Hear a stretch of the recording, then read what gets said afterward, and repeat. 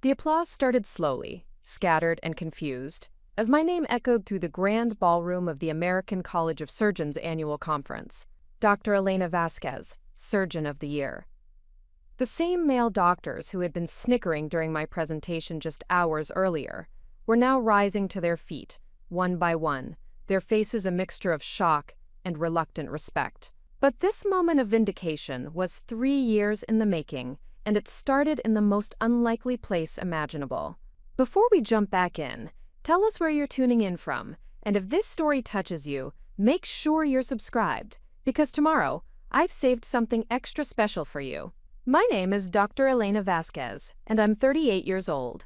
3 years ago, I was the head of cardiothoracic surgery at Metropolitan General Hospital in Chicago, Illinois. Today, as I write this, I'm the youngest woman ever to receive the Surgeon of the Year award from the American College of Surgeons. But the journey between those 2 points nearly broke me in ways I never imagined possible. I had always been different from my colleagues at Metropolitan General. While they bonded over golf games and expensive whiskey, I spent my free time developing new surgical techniques in the simulation lab. While they attended pharmaceutical company dinners and networking events, I was in my home office, writing research papers that pushed the boundaries of cardiovascular medicine. My background wasn't typical for someone in my position. I grew up in East Los Angeles, the daughter of a mechanic and a school cafeteria worker. My parents, Miguel and Carmen Vasquez, had immigrated from Mexico with nothing but determination and the belief that education could change everything. They worked double shifts to put me through medical school, and I graduated summa cum laude from UCLA before completing my residency at Johns Hopkins.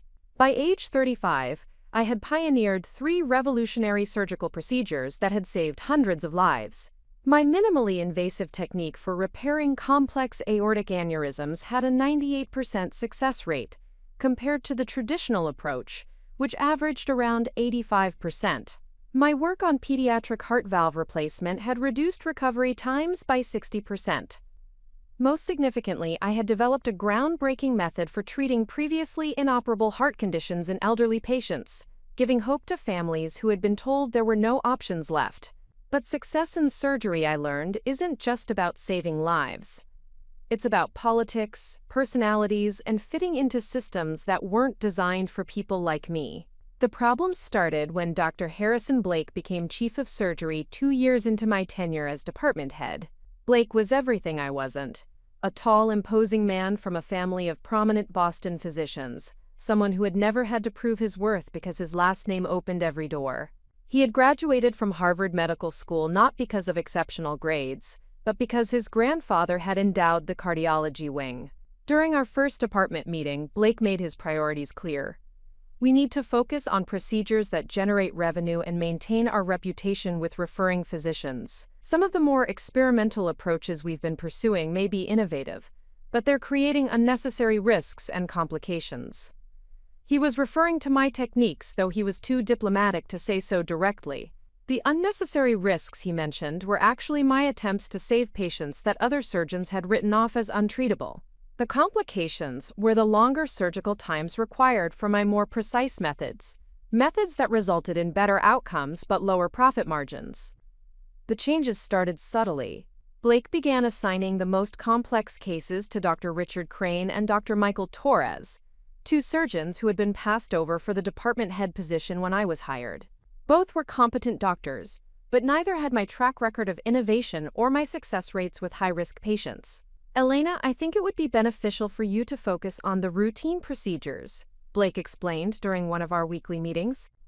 Your attention to detail is excellent for standard bypasses and valve replacements. Let's leave the experimental cases to surgeons with more traditional training. The condescension in his voice was barely concealed.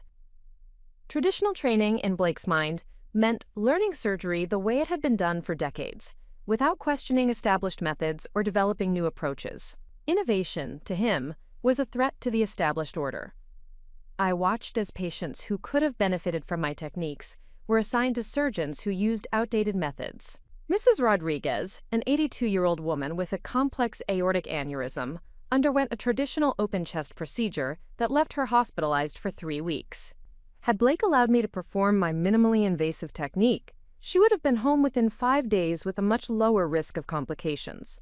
7-year-old Marcus Thompson needed a pediatric valve replacement that I had performed successfully dozens of times. Instead, Blake assigned the case to Dr. Crane, who used a conventional approach that required 2 additional surgeries and left the child with permanent limitations on physical activity. Each reassignment felt like a personal betrayal, but more importantly, it felt like a betrayal of the patients who deserved the best possible care. I began documenting every case, every outcome, and every instance where my techniques could have provided better results. While Blake was systematically marginalizing my role in complex surgeries, I threw myself into research with an intensity that bordered on obsession. If I couldn't save lives in the operating room, I would develop techniques that could transform how surgery was performed worldwide. I spent 18 months developing what I called the Precision Protocol, a combination of advanced imaging, robotic assistance, and minimally invasive techniques that could treat heart conditions previously considered inoperable. The protocol involved using real-time 3D cardiac mapping, combined with micro-robotic instruments to perform surgery through incisions smaller than a coin. The breakthrough came when I successfully treated Maria Santos, a 45-year-old mother of 3, who had been told by 4 different cardiac surgeons that her condition was untreatable. She had a rare combination of valve defects and arterial malformations that made traditional surgery impossible. Using my Precision Protocol, I was able to complete the repair in 3 hours with virtually no scarring and a recovery time of just 2 weeks. The case should have been groundbreaking. Instead, Blake buried it in administrative paperwork and refused to allow me to present the results at medical conferences. The hospital's legal department has concerns about experimental procedures, he explained, though no such concerns had been raised when Dr. Crane had attempted a far riskier traditional surgery the previous month. We need to be conservative with our approach until we have more data. More data meant more patients, and more patients meant being allowed to perform the procedures Blake was systematically preventing me from doing. It was a catch-22, designed to keep innovation from threatening the status quo.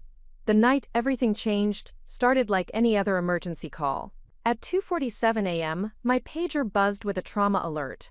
Multi-vehicle accident, 34-year-old male, massive cardiac trauma, ETA, 5 minutes.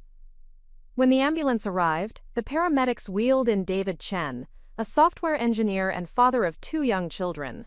He had been driving home from his daughter's school play when a drunk driver ran a red light and hit his car at 60 miles per hour. The impact had caused massive trauma to his heart, a combination of injuries that would require immediate surgery and perfect execution to save his life.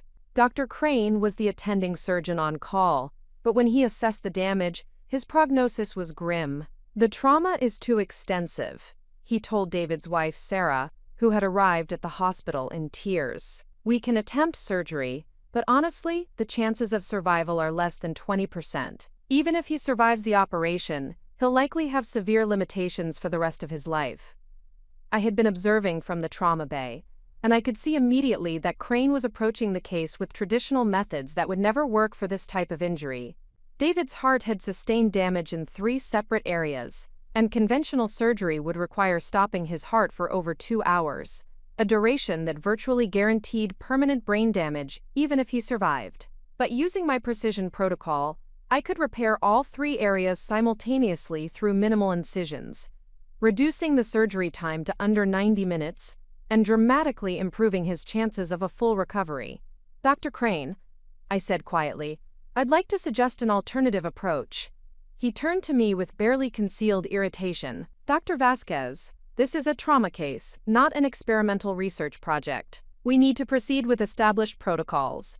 "The established protocols are going to kill him," I replied, keeping my voice steady despite the adrenaline coursing through my system. "I can save this man's life with a complete recovery, but only if we use the Precision Protocol."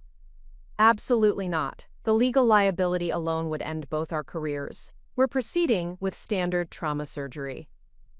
I watched as David's vital signs continued to deteriorate. His blood pressure was dropping and his heart rhythm was becoming increasingly erratic.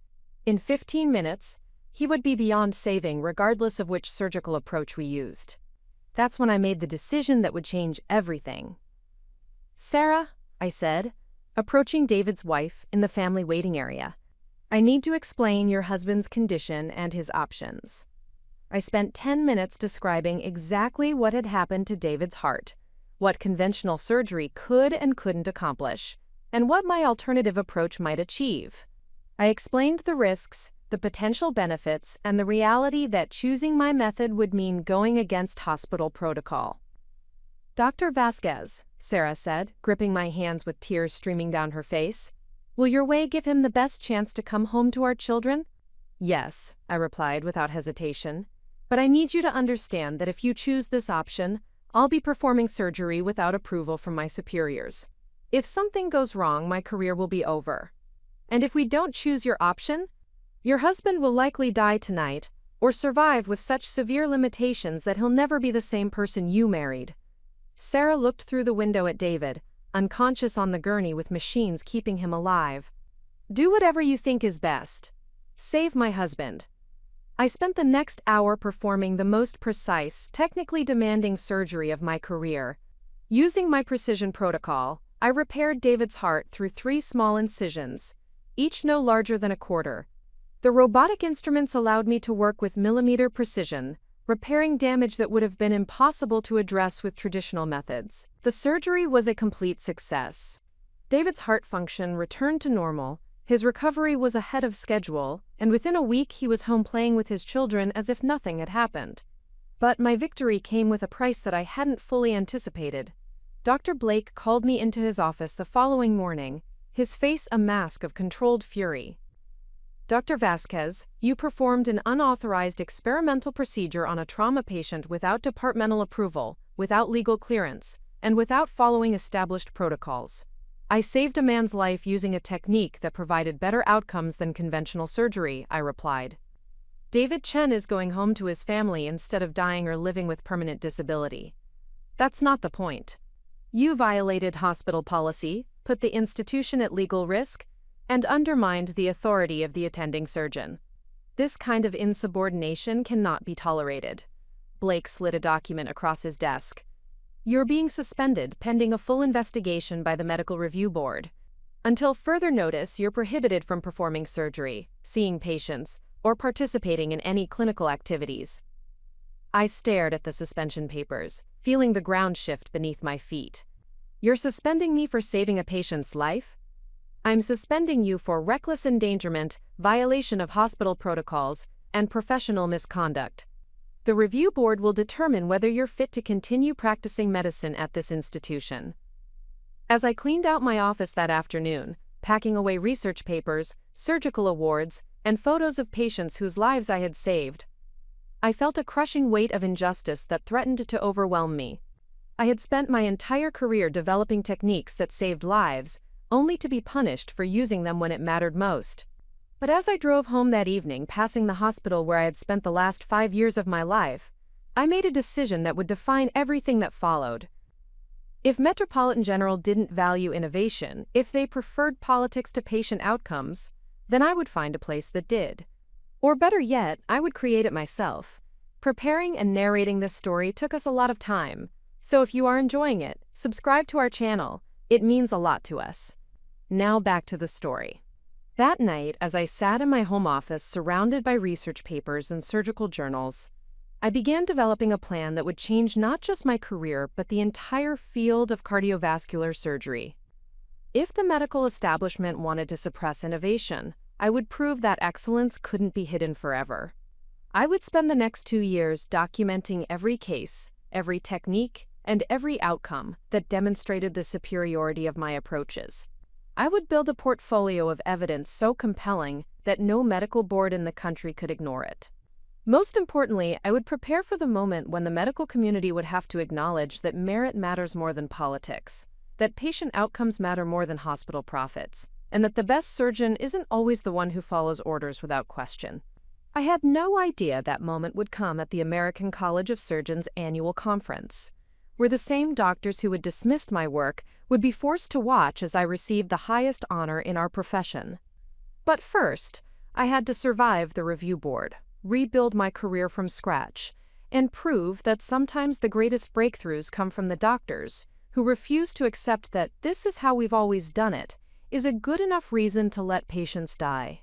The fight for my profession, my patients, and my future was just beginning. And I intended to win. The medical review board hearing took place on a gray Thursday morning in November, in a sterile conference room that felt more like a courtroom than a place where patient care should be discussed.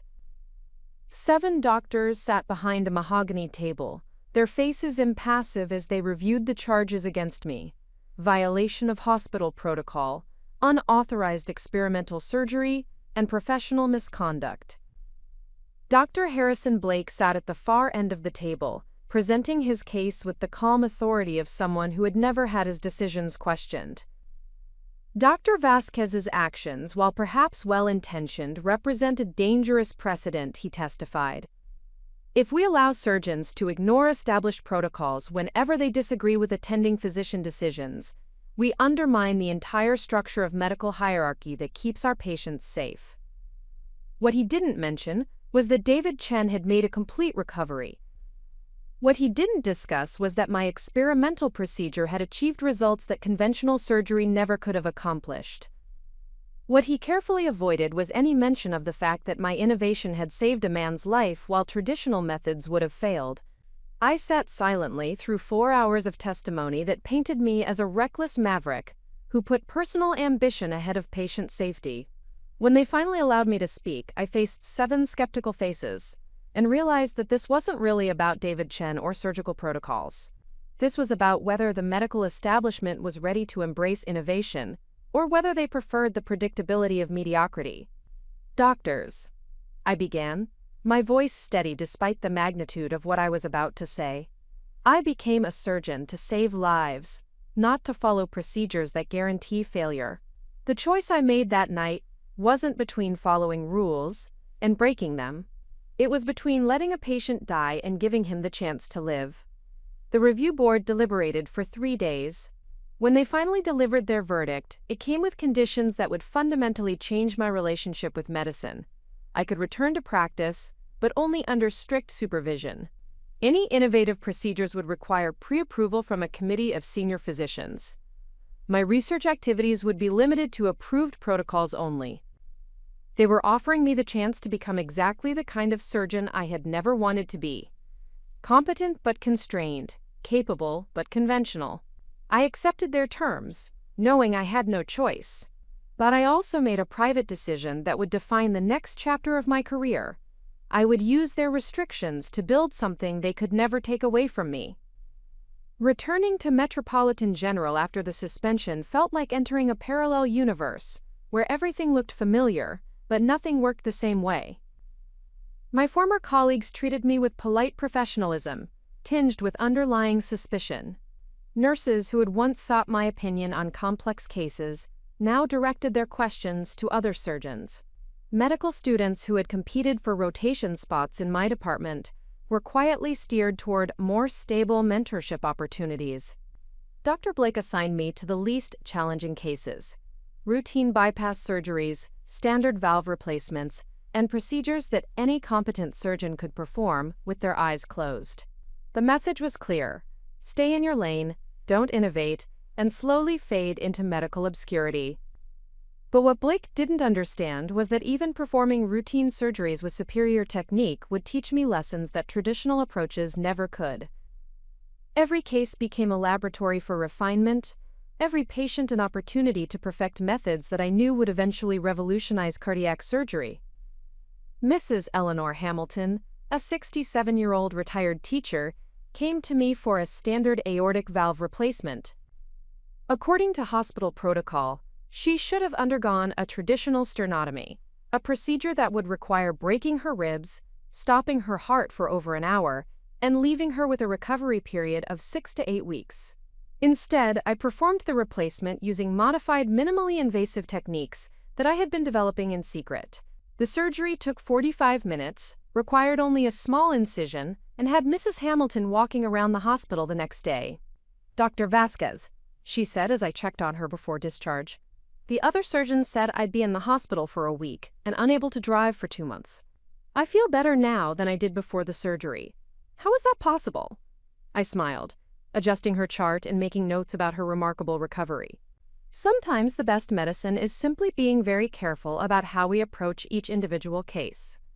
What I didn't tell her was that I had spent 3 months developing a modified approach specifically for her anatomy, using advanced imaging techniques to plan every aspect of the surgery before making the first incision. What I couldn't explain was that innovation doesn't disappear just because administrators try to suppress it. It goes underground, becomes more refined, and emerges stronger than before. My real education during this period took place after hours, in the surgical simulation lab that few doctors bothered to use after completing their residencies. While my colleagues attended medical conferences and networking events, I spent nights and weekends perfecting techniques that pushed the boundaries of what cardiac surgery could accomplish. The lab had state-of-the-art equipment that could simulate any cardiac condition, allowing surgeons to practice complex procedures without putting patients at risk. Most of the staff used it for required continuing education credits, running through standard scenarios with predictable outcomes.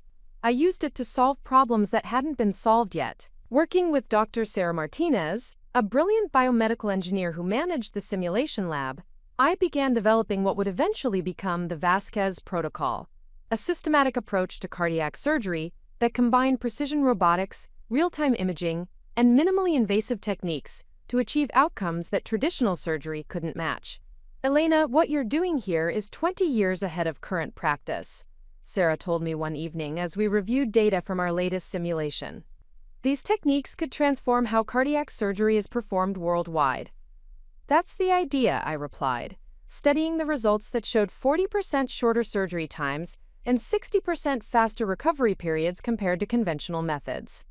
"But first, I need to prove that they work consistently, with every type of patient and every type of condition." Sarah and I spent 18 months documenting every simulation, every technique, and every improvement. We created a comprehensive database that demonstrated not just that innovative approaches worked, but why they worked better than traditional methods. More importantly, we identified the specific scenarios where conventional surgery failed and where our approaches succeeded. Elderly patients with multiple comorbidities, children with complex congenital defects, emergency trauma cases where time was the difference between life and death. We weren't just developing new techniques. We were building the foundation for a complete transformation of cardiac surgery.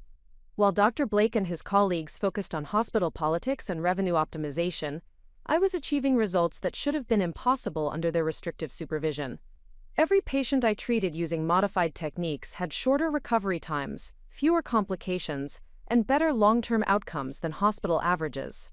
The improvements were subtle enough to avoid triggering administrative attention, but significant enough to create a growing reputation among nurses, residents, and the few attending physicians who paid attention to patient outcomes rather than procedural compliance. Dr. James Rodriguez, a second-year resident, approached me one afternoon with questions about a complex case he was observing. "Dr. Vasquez, I've been watching your surgeries, and your patients seem to recover much faster than average. Are you doing something different?" I considered my response carefully. Direct teaching of innovative techniques would violate my review board restrictions, but answering honest questions about surgical principles was still within bounds. "What differences have you observed?" I asked, using the Socratic method to guide his learning without explicitly revealing my modifications. "Your incisions are smaller, but somehow you achieve better visualization. Your surgery times are shorter, but the repairs look more precise. Your patients have less pain postoperatively, but you're not using different medications. Those are excellent observations. What do you think might explain those differences?" Over the following weeks, James began developing his own understanding of advanced surgical principles through careful observation and thoughtful questions.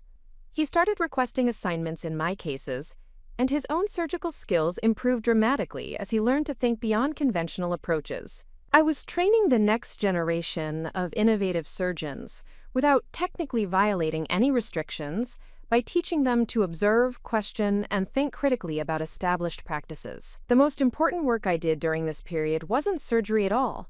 It was creating an irrefutable record of what innovative cardiac surgery could accomplish. Every case, every technique, and every outcome was meticulously documented with video recordings, detailed surgical notes, and comprehensive follow-up data. I was building a portfolio that would eventually prove that excellence in medicine isn't about following established protocols. It's about constantly seeking better ways to heal patients and save lives. Working with Sarah Martinez and a small team of progressive residents, I created detailed case studies that compared traditional approaches with innovative techniques across hundreds of patients. The data was overwhelming. Minimally invasive methods resulted in 50% shorter hospital stays, 70% fewer complications, and 90% higher patient satisfaction scores. More importantly, we documented dozens of cases where traditional surgery would have failed completely, but innovative approaches achieved full recovery. Patients who had been told they were too high risk for surgery were walking out of the hospital within days, returning to normal activities within weeks instead of months. Elena, this isn't just incremental improvement, Sarah observed as we reviewed our comprehensive data analysis. This is a fundamental breakthrough in how cardiac surgery should be performed. Why isn't this being published in every medical journal in the country?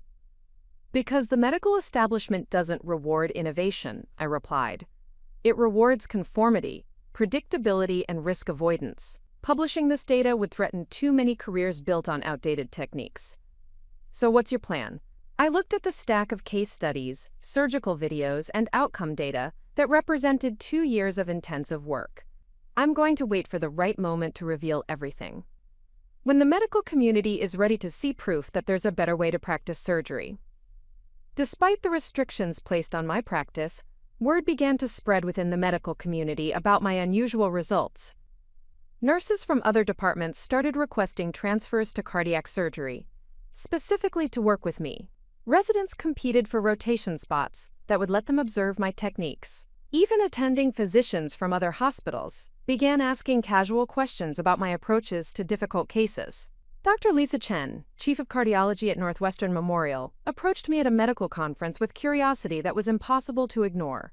Elena, I've been reviewing some cases from Metropolitan General, and I noticed that patients treated by you have significantly better outcomes than the hospital average. What's your secret? Careful attention to individual patient needs, I replied diplomatically.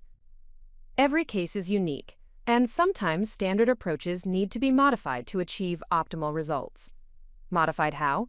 I spent the next hour describing general principles of precision surgery, without revealing specific techniques that would violate my review board restrictions.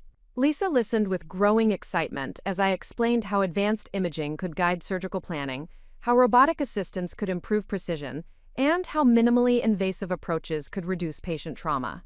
Elena, you need to be presenting this work at national conferences. This isn't just interesting. This is revolutionary. I'm working on building a comprehensive case database, I explained. When I present this work, I want to have irrefutable evidence that these approaches represent the future of cardiac surgery. What I didn't tell Lisa was that I was also waiting for the right opportunity to demonstrate my techniques to an audience that couldn't ignore the results. An opportunity that would force the medical establishment to acknowledge that innovation matters more than tradition, and that patient outcomes matter more than institutional politics. The case that would eventually change everything came to me on a rainy Tuesday in March, when a medical transport helicopter landed on our hospital roof carrying a patient that no surgeon in Chicago wanted to touch. Isabella Rodriguez was a 28-year-old mother of twin daughters who had been in a severe car accident. The trauma had caused massive damage to her heart, including tears in multiple chambers, damaged valves, and arterial disruption that made conventional surgery nearly impossible. 3 different cardiac surgeons had reviewed her case and reached the same conclusion. The injuries were too extensive for repair. The best they could offer was palliative care that might extend her life for a few weeks while her family said goodbye. But looking at Isabella's imaging studies, I could see possibilities that traditional approaches had missed. Her injuries were complex, but they followed patterns that my innovative techniques were specifically designed to address. Using the Vasquez protocol that I had been developing in secret, I could potentially repair all the damage through minimally invasive approaches that would allow her heart to heal naturally. The surgery would require 12 hours of the most precise work I had ever attempted, using techniques that had never been tried on trauma of this magnitude. If I succeeded, Isabella would make a complete recovery and return home to her daughters. If I failed, my career would be over, and I would be personally responsible for the death of a young mother. Standing in the corridor outside Isabella's room, watching her husband hold her hand, While their 3-year-old daughters asked why mommy wouldn't wake up, I made the decision that would define the rest of my career. I was going to save her life, regardless of the consequences. I spent 48 hours preparing for Isabella's surgery with the intensity of someone planning a mission to Mars. Every aspect of the procedure was rehearsed in the simulation lab. Every possible complication was anticipated and planned for. Every innovative technique was refined to perfection. Sarah Martinez worked alongside me, running scenarios and optimizing approaches until we had achieved consistent success in virtual surgery. Elena, the simulations show 95% probability of successful repair with complete recovery, she reported after our final practice session. But you understand that if this goes wrong, Blake will use it to destroy your career completely. And if I don't try, Isabella dies and her daughters grow up without their mother, I replied. That's not acceptable. Dr. James Rodriguez, now in his final year of residency, volunteered to assist despite knowing that associating with my experimental approach could damage his own career prospects. Dr. Vasquez, I've learned more about surgery from watching you work than from all my textbooks combined. If you think this can save her life, I want to help. 2 other residents quietly joined our team, along with 3 nurses who had been working with me for months and understood what we were attempting. We weren't just performing surgery, we were proving that innovation, preparation, and unwavering commitment to patient care could overcome any obstacle. Isabella's surgery began at 6 a.m. on a Thursday morning, in an operating room that had been configured specifically for the advanced techniques we would be using. For 12 hours, our team worked with millimeter precision, repairing damage that traditional surgery couldn't address. Using robotic instruments guided by real-time 3D imaging, we repaired tears in her heart chambers without stopping her circulation. We replaced damaged valves through incisions smaller than coins. We reconstructed arterial connections using microsurgical techniques that left her cardiovascular system stronger than it had been before the accident. At 6:17 p.m., Isabella's heart began beating with a rhythm stronger and more regular than her pre-accident baseline. Her vital signs stabilized, her circulation improved, and the monitors showed cardiac function that exceeded normal ranges. Within 24 hours, she was awake and talking to her husband. Within 48 hours, she was holding her daughters and planning her recovery. Within a week, she was home, completely healed, with no limitations on her activity and no signs of the trauma that had nearly killed her. The surgery was a complete success that demonstrated everything I had been working toward for 3 years. But more importantly, it created documentation that no medical review board could ignore or dismiss. Dr. Blake's reaction to Isabella's surgery was exactly what I had expected, fury disguised as concern for hospital protocols. Dr. Vasquez, you performed another unauthorized experimental procedure, this time on a patient that multiple surgeons had deemed inoperable. You've violated every condition of your previous agreement with the review board. I saved the life of a young mother using techniques that achieved results traditional surgery couldn't deliver, I replied calmly. Isabella Rodriguez is home with her children instead of dead, because innovation matters more than institutional politics. You're suspended immediately, pending a full investigation that will likely result in termination and loss of your medical license. As I cleaned out my office for the 2nd time in 3 years, I felt something different than I had during my first suspension. This time, I wasn't defeated or uncertain about my future. This time, I was ready. I had spent 3 years building an irrefutable case for revolutionary approaches to cardiac surgery. I had documented hundreds of superior outcomes. I had trained a new generation of innovative surgeons. Most importantly, I had proven that excellence couldn't be suppressed forever. As I drove home that evening, carrying boxes filled with research data and surgical recordings, I made a phone call that would change everything. Dr. Chen, this is Elena Vasquez. I'm ready to present my work at the American College of Surgeons annual conference. The education phase of my career was over. The vindication phase was about to begin. They thought they could bury innovation under layers of bureaucracy and institutional politics. They believed that suppressing excellence would preserve their comfortable mediocrity. But what they didn't understand was that every restriction had made me stronger, every obstacle had made me more determined, and every case had added to the evidence that would eventually transform cardiac surgery forever. The review board hearing would be the last time anyone questioned whether my innovations were worth the risk. Because in exactly 18 months, I would be standing before the most prestigious surgeons in America, holding an award that proved merit always triumphs over politics. But first, I had to survive the fight of my professional life. The second suspension from Metropolitan General came with a finality that my first had lacked. Dr. Blake made it clear that this time, there would be no conditions for return, no committee oversight, no restricted practice. I was being terminated, and he would personally ensure that my medical license was revoked for what he termed a pattern of dangerous experimental behavior that puts patients at unnecessary risk. What Blake didn't understand was that by forcing me completely out of the institutional system, he had just given me the one thing I needed most: absolute freedom to innovate without constraints. Standing in my empty office for the last time, surrounded by boxes containing 3 years of revolutionary research, I felt something I hadn't experienced since medical school: the exhilarating terror of unlimited possibility. For the first time in my career, no one could tell me which surgeries to perform, which techniques to use, or which innovations to suppress. I was about to become everything the medical establishment feared most: a surgeon with nothing to lose and everything to prove. Dr. Lisa Chen's offer came exactly 1 week after my termination from Metropolitan General. As chief of cardiology at Northwestern Memorial, she had been quietly observing my work for months, and Isabella Rodriguez's impossible recovery had convinced her that my techniques represented the future of cardiac surgery. "Elena, I'm not just offering you a position," she explained during our meeting in her corner office overlooking Lake Michigan. "I'm offering you the chance to build something that's never existed before. A cardiac surgery program designed around innovation rather than institutional politics." Northwestern Memorial had just completed construction of their new Cardiovascular Innovation Center, a state-of-the-art facility equipped with the most advanced surgical technology in the world. The center had been designed specifically to attract surgeons who were pushing the boundaries of what cardiac surgery could accomplish. "You would have complete autonomy over surgical approaches," Lisa continued.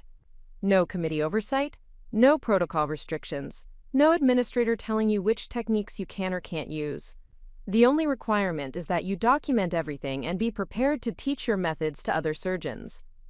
It was everything I had dreamed of during my years of suppression at Metropolitan General: the chance to practice medicine the way it should be practiced, with patient outcomes as the only measure of success.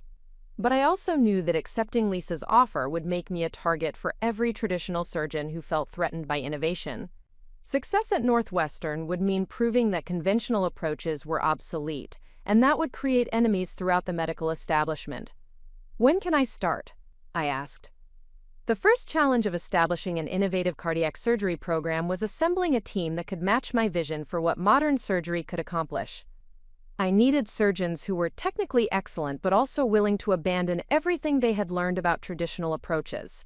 I needed nurses who could adapt to constantly evolving procedures. Most importantly, I needed residents who could learn new techniques without being constrained by outdated textbook knowledge. Dr. James Rodriguez was my first recruit. After completing his residency at Metropolitan General, he had been offered positions at prestigious hospitals across the country, but he chose to follow me to Northwestern because he understood that learning revolutionary techniques was worth more than institutional prestige. "Dr. Vasquez, I've seen what you can accomplish with impossible cases," he told me as we toured the Innovation Center's facilities.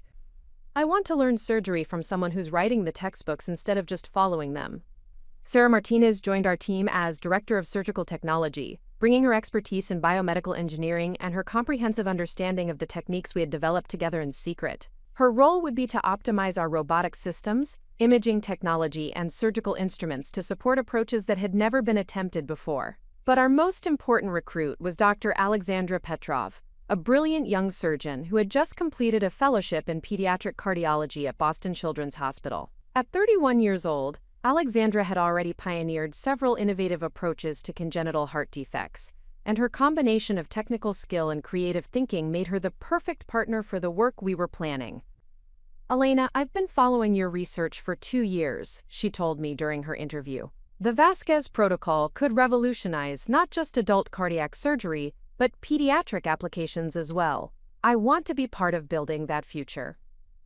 Within 6 months, we had assembled a team of 12 surgeons, engineers, and researchers who shared a common commitment to proving that innovation could transform patient outcomes in ways the medical establishment had never imagined. Our reputation for accepting impossible cases began almost immediately after the Innovation Center opened. Patients who had been turned away by multiple surgeons, families who had been told that nothing more could be done, medical professionals who had exhausted every traditional option, they all began finding their way to our program. The first case that would define our approach came from Dr. Patricia Williams, a cardiothoracic surgeon at Children's Hospital of Philadelphia. She called me personally about Marcus Thompson, a 4-year-old boy with a combination of congenital heart defects that made conventional surgery impossible. Elena, this child has hypoplastic left heart syndrome combined with pulmonary atresia and multiple ventricular septal defects, Dr. Williams explained during our video consultation. We've consulted with pediatric cardiac surgeons across the country, and everyone agrees that the defects are too complex for repair. The family is looking at palliative care options. I studied Marcus's imaging studies for 3 hours, analyzing the anatomy from every angle and considering approaches that had never been attempted for this combination of defects. What I saw was challenging, but not impossible, if we could combine my minimally invasive techniques with Alexandra's expertise in pediatric applications. Dr. Williams, I think we can save this child's life, I told her during our follow-up call. But the surgery would require techniques that haven't been tried before for this type of case. Are you willing to attempt it?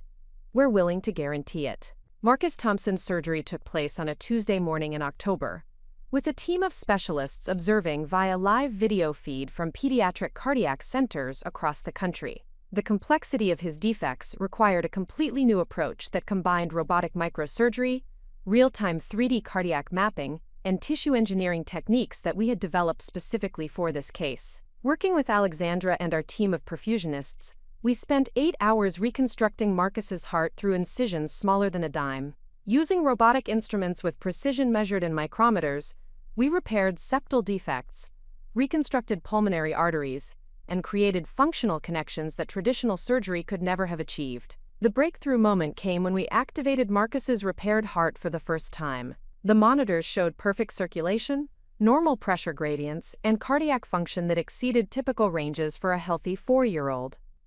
Elena, his oxygen saturation is 98%, Alexandra reported, her voice filled with amazement. His cardiac output is completely normal. This is anatomically and functionally a perfect repair. Marcus woke up from surgery talking to his parents and asking for his favorite toy truck. Within 48 hours, he was running around the pediatric ward with energy levels his parents had never seen before. Within a week, he was home playing with siblings who had never been able to keep up with him before. But the real significance of Marcus's case wasn't just his individual recovery. It was the proof that our techniques could be applied to any cardiac condition, regardless of complexity or previous assumptions about impossibility. While our pediatric successes were generating attention throughout children's hospitals, our adult trauma cases were revolutionizing emergency cardiac surgery in ways that traditional approaches had never imagined possible. The case that would eventually become the foundation for our trauma protocol came to us on a Saturday night in December, when a medical helicopter landed on Northwestern's roof carrying a patient that represented every emergency surgeon's worst nightmare. Detective Maria Santos had been shot 3 times during a robbery investigation, with bullets causing massive damage to her heart, lungs, and major vessels. The trauma team at the initial hospital had managed to stabilize her circulation temporarily, but their assessment was grim. The injuries were too extensive for repair, and she had maybe 6 hours to live. Dr. Vasquez, we know this is beyond conventional surgery, the trauma surgeon explained during our emergency consultation. But Detective Santos has 3 children and a husband who's also a police officer. If there's any chance your techniques could save her life, we're willing to transport her immediately. Looking at Maria's imaging studies, I could see damage that would have been impossible to repair using traditional approaches. But our minimally invasive techniques, combined with advanced perfusion technology, offered possibilities that conventional surgery couldn't match. Have her transported immediately, I told the trauma team. We'll be ready. Maria Santos's surgery began at 11:30 p.m. and continued through the night, with our team working in perfect coordination to repair damage that should have been fatal. Using techniques we had developed for complex trauma cases, we reconstructed her heart chambers, repaired arterial tears, and restored circulation without ever stopping her heart or compromising her brain function. The most challenging aspect was repairing bullet damage to her left ventricle, while maintaining cardiac output sufficient to keep her alive. Traditional surgery would have required cardiopulmonary bypass for hours, with significant risk of stroke or brain damage. Our approach allowed us to work on her heart while it continued beating, using robotic instruments guided by real-time imaging. At 7:45 a.m., we completed the final sutures and watched as Maria's vital signs stabilized at completely normal levels. Her heart function was perfect, her circulation was restored, and her recovery trajectory indicated that she would not only survive, but return to full duty as a police detective. "Elena, this is impossible," James observed as we reviewed Maria's postoperative imaging. 6 hours ago, she was dying from injuries that every textbook says are incompatible with survival. Now her cardiac function is completely normal. "It's only impossible if you limit yourself to traditional approaches," I replied. "Innovation means redefining what's possible." Maria returned to active duty as a police detective 4 months later, with no limitations on her physical activity and no signs of the trauma that had nearly killed her. Her case became the template for our emergency cardiac trauma protocol, which would eventually be adopted by trauma centers across the country. While our clinical successes were generating attention throughout the medical community, the research program we developed at Northwestern was creating a foundation for systematic transformation of cardiac surgery. Working with Sarah Martinez and a team of biomedical engineers, we were documenting not just that our techniques worked, but why they worked better than traditional approaches. Our research laboratory became a center for developing next-generation surgical technology that could support approaches most surgeons had never imagined. We designed new robotic instruments with precision capabilities that exceeded human limitations. We created imaging systems that could map cardiac anatomy in real time during surgery. We developed tissue engineering techniques that could repair damage conventional surgery couldn't address. Most importantly, we created comprehensive training protocols that could teach our techniques to surgeons at other institutions. Innovation without dissemination is just personal achievement. We were building a system that could transform cardiac surgery worldwide. "Elena, our outcome data is unprecedented," Sarah reported during one of our weekly research reviews. "Compared to traditional cardiac surgery, our approaches show 70% shorter recovery times, 85% fewer complications, and 95% higher patient satisfaction scores. We're not just incrementally better, we're fundamentally transforming what cardiac surgery can accomplish."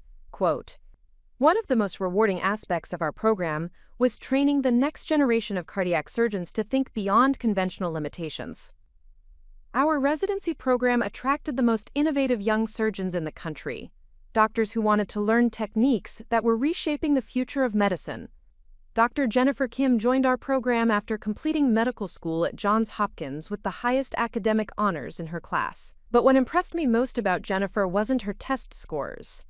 It was her willingness to question everything she had learned and embrace approaches that challenged traditional assumptions.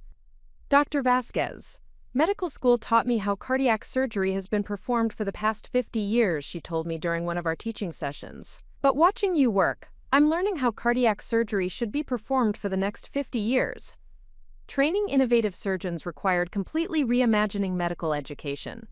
Instead of memorizing established procedures, our residents learned to analyze each case individually and design surgical approaches optimized for specific patient needs. Instead of following protocol manuals, they learned to create new protocols based on emerging technology and evolving understanding of cardiac physiology. Our residents were becoming surgical innovators rather than surgical technicians, and their success rates reflected the difference between creative problem-solving and procedural compliance. As word spread about our results, we began receiving consultation requests from cardiac surgeons around the world. Doctors who had been struggling with complex cases, medical centers that wanted to implement innovative approaches, research institutions that needed expertise in advanced surgical techniques. Everyone wanted to understand how we were achieving outcomes that traditional surgery couldn't match. Dr. Robert Chin, Chief of Cardiac Surgery at Mayo Clinic, visited our program for a week-long observation that would fundamentally change his approach to complex cases. "Elena, what you've built here isn't just a cardiac surgery program," he told me as we reviewed cases together. "It's a completely new model for how innovative medicine should be practiced." Within 18 months, we had established collaborative relationships with cardiac centers in 12 countries, training programs that were spreading our techniques throughout the medical community, and research partnerships that were accelerating the development of next-generation surgical technology. But our most important achievement wasn't the individual cases we had saved or the techniques we had developed. It was proving that innovation could thrive when given the freedom to challenge conventional assumptions. The call that would change everything came on a Thursday afternoon in February, 18 months after we had opened the Innovation Center. Dr. Michael Brennan, president of the American College of Surgeons, was personally inviting me to present our work at their annual conference, the most prestigious gathering of surgeons in the world. "Dr. Vasquez, your outcomes data has been reviewed by our scientific committee, and we want you to deliver the keynote presentation on the future of cardiac surgery," Dr. Brennan explained. "This would be the perfect platform to share your innovations with the entire surgical community." It was the opportunity I had been working toward for 5 years. The chance to prove to the medical establishment that innovation matters more than tradition, that patient outcomes matter more than institutional politics, and that the future of surgery belongs to doctors who refuse to accept that "this is how we've always done it" is good enough. But I also knew that presenting at the American College of Surgeons conference would mean facing an audience that included many of the doctors who had dismissed my work, suppressed my innovations, and tried to end my career, including Dr. Harrison Blake, who would be sitting in the front row, watching as I received recognition for everything he had tried to destroy. "Dr. Brennan, I would be honored to present our work," I replied. "When is the conference?" "October 15th in San Francisco." "Dr. Vasquez, I should mention that you're also being considered for our Surgeon of the Year award, based on your remarkable contributions to advancing cardiac surgery." As I hung up the phone, I realized that the vindication I had been working toward was finally within reach. In 8 months, I would be standing before the most respected surgeons in America, presenting innovations that would transform their understanding of what cardiac surgery could accomplish. And the doctors who had laughed at my techniques would be forced to acknowledge that excellence always finds a way to reveal itself, regardless of the obstacles placed in its path. The secret weapon phase of my career was complete. The public vindication phase was about to begin. Innovation had taught me that the most powerful breakthroughs happen not when institutions support change, but when passionate individuals refuse to accept limitations. Every case we saved, every technique we perfected, every surgeon we trained was proof that excellence doesn't require permission, it only requires courage.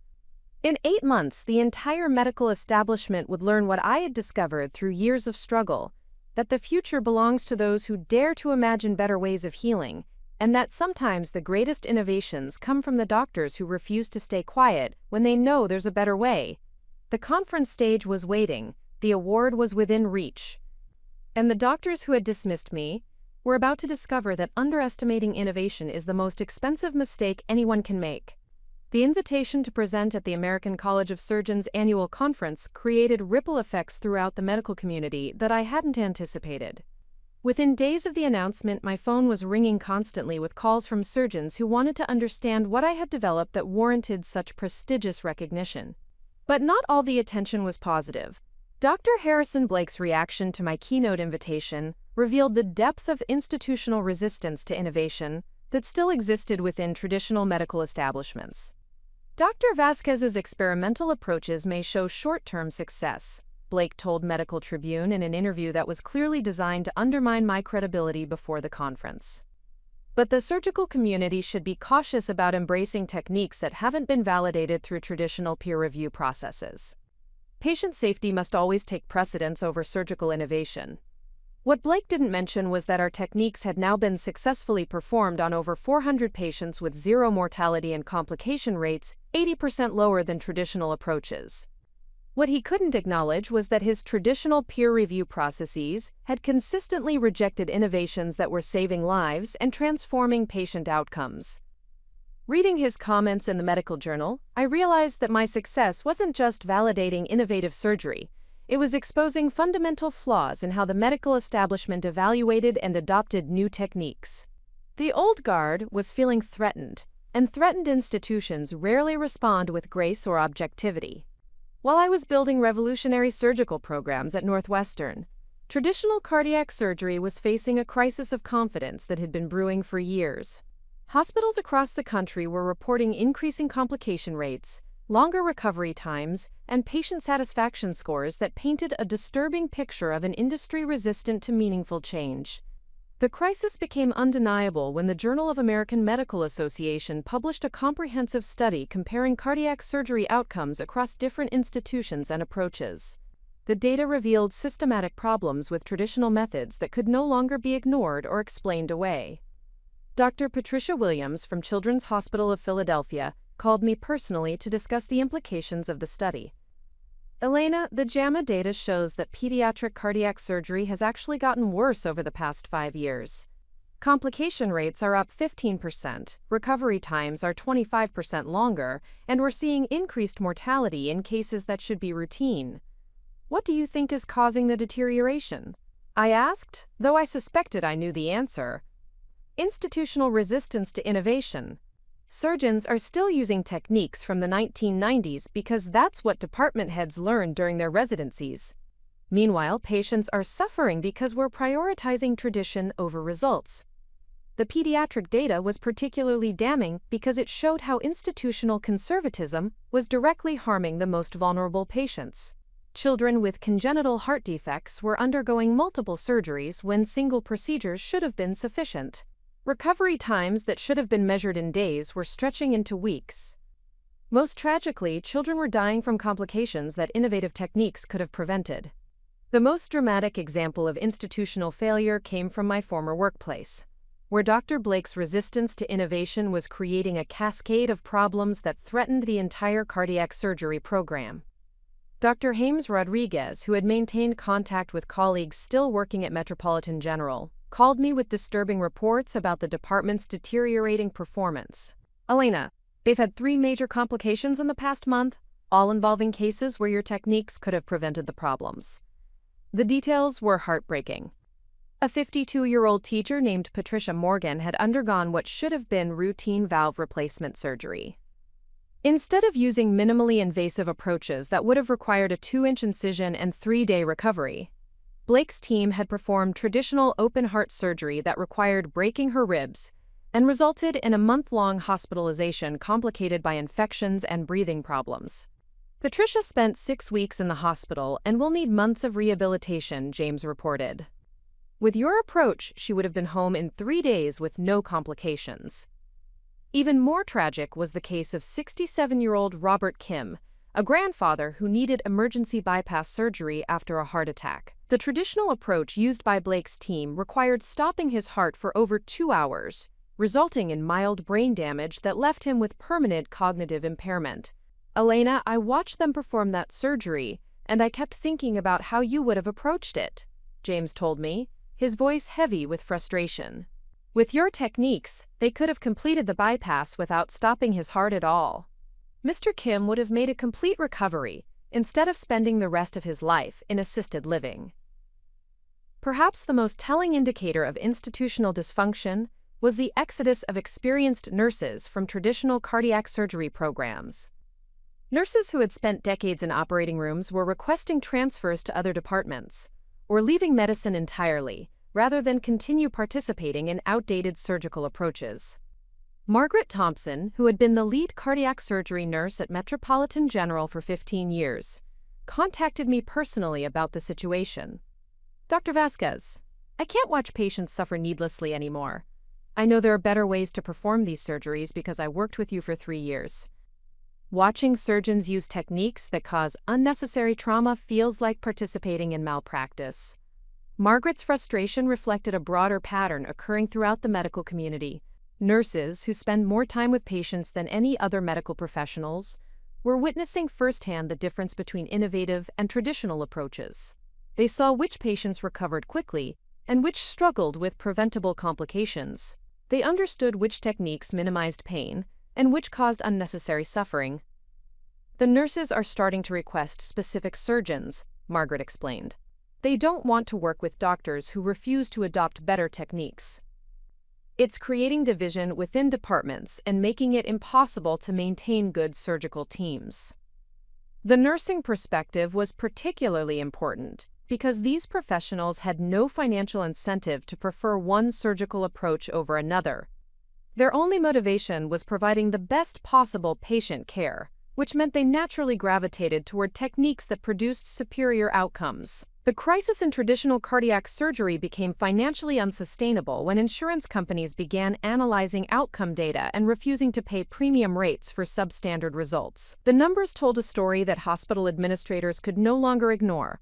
Innovative surgical approaches were not only producing better patient outcomes, but doing so at significantly lower costs. Dr. Michael Chen, a health economics researcher at Harvard Business School, published a comprehensive analysis that quantified the financial impact of surgical innovation. His data showed that minimally invasive cardiac surgery reduced total treatment costs by an average of 40%, while improving patient satisfaction scores by 60%.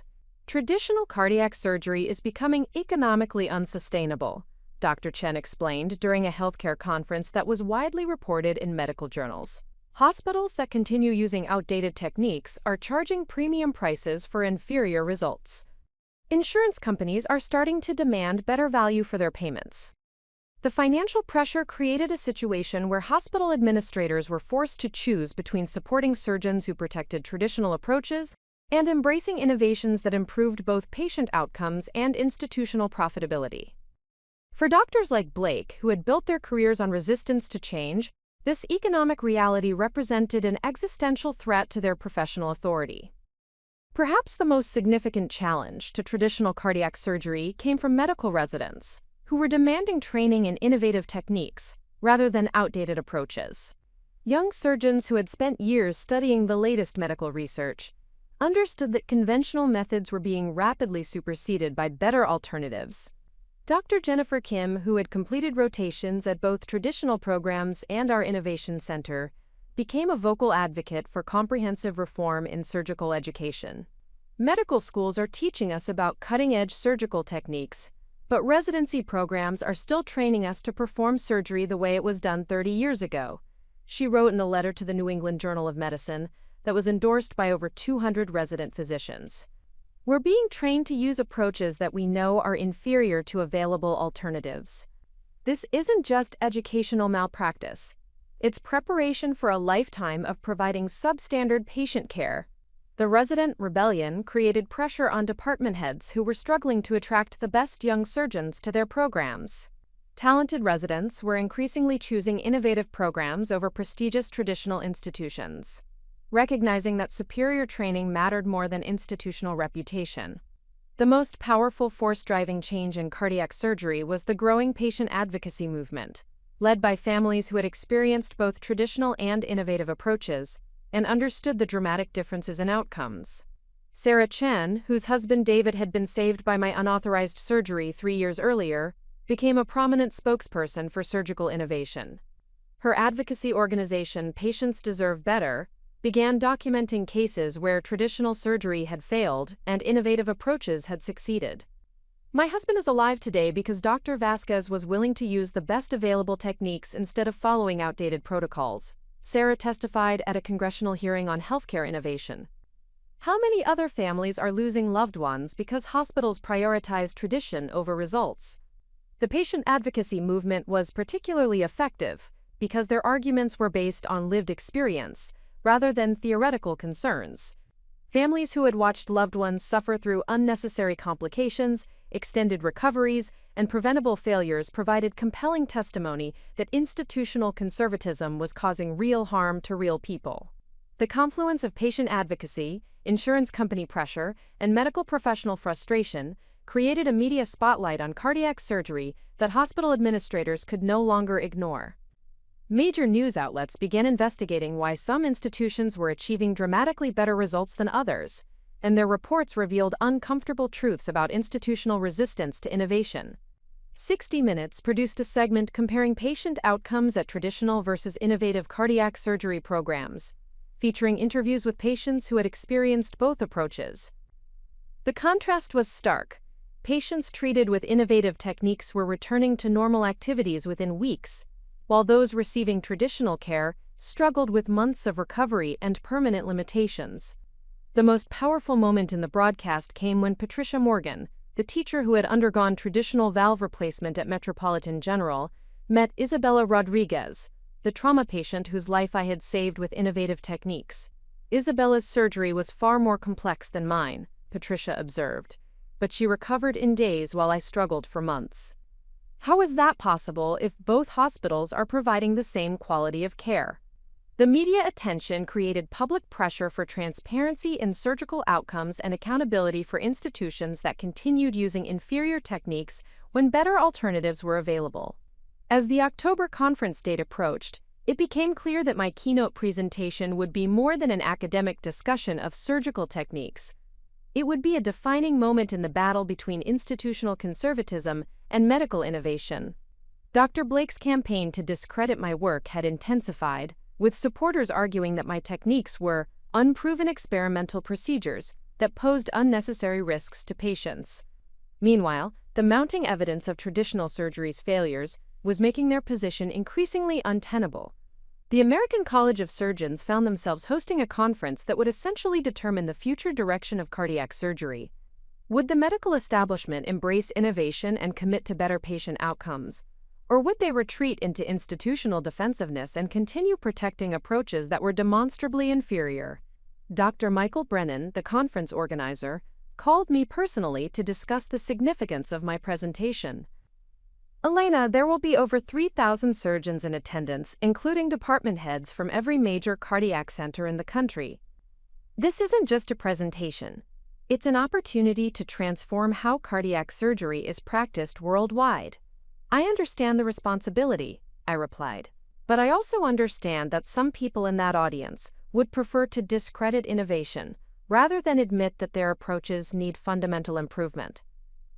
That's exactly why this presentation is so important. The medical community needs to see proof that innovation can deliver better results than tradition. Your outcomes data provides that proof. As I prepared for the conference presentation that would define my career and potentially transform cardiac surgery, I reflected on the journey that had brought me to this moment. 5 years earlier, I had been a department head fighting institutional resistance to save individual patients. Now I was preparing to present evidence that could save thousands of patients by changing how surgery was performed worldwide. The stakes couldn't have been higher. Success would validate everything I had worked for and provide a platform for spreading innovative techniques throughout the medical community. Failure would be seized upon by traditionalists as proof that innovation was dangerous and that institutional conservatism was justified. But I also knew that the evidence was overwhelming. Our techniques had saved hundreds of lives, trained dozens of surgeons, and created a model for surgical excellence that was being replicated at medical centers around the world. The question wasn't whether our innovations worked. The question was whether the medical establishment was ready to admit that traditional approaches were no longer adequate for modern patient care.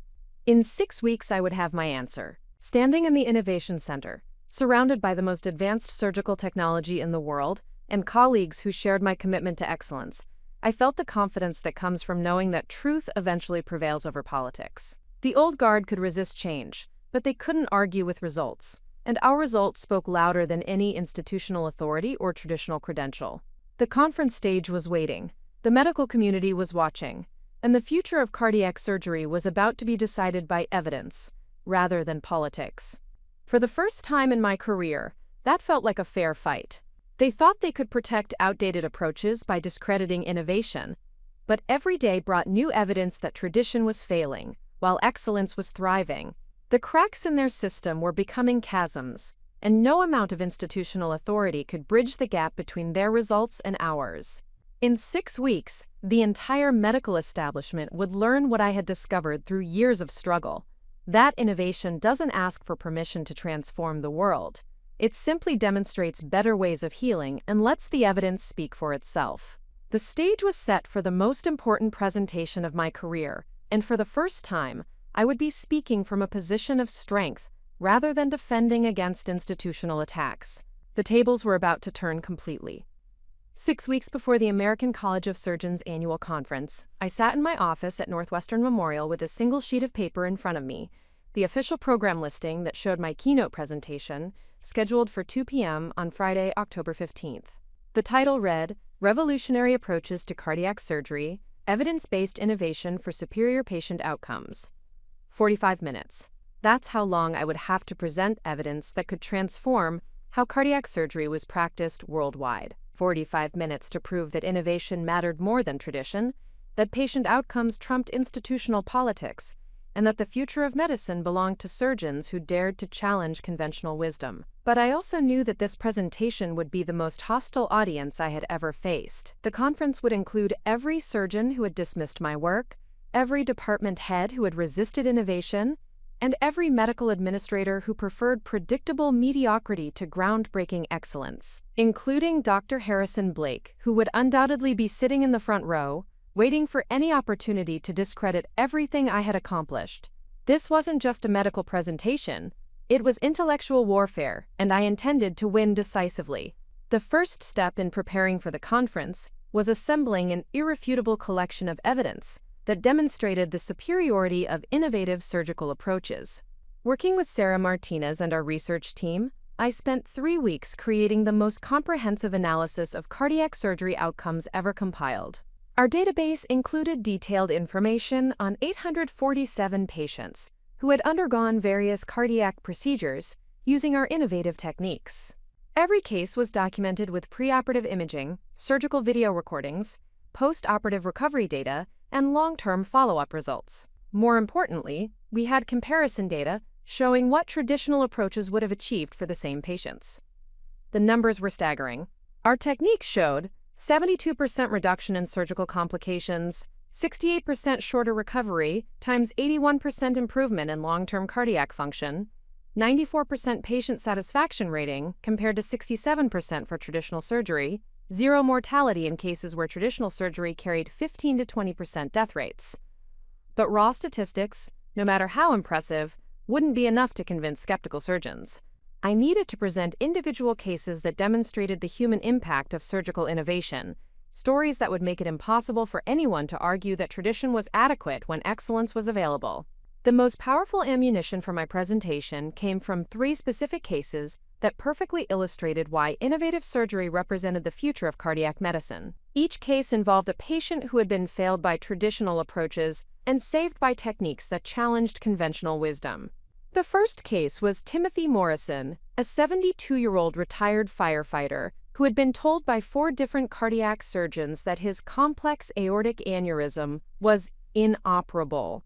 Traditional surgery would require stopping his heart for over 3 hours, with a 40% chance of death and near certain brain damage if he survived. Using our minimally invasive approach, we had repaired Timothy's aneurysm through a 2-inch incision, while his heart continued beating normally.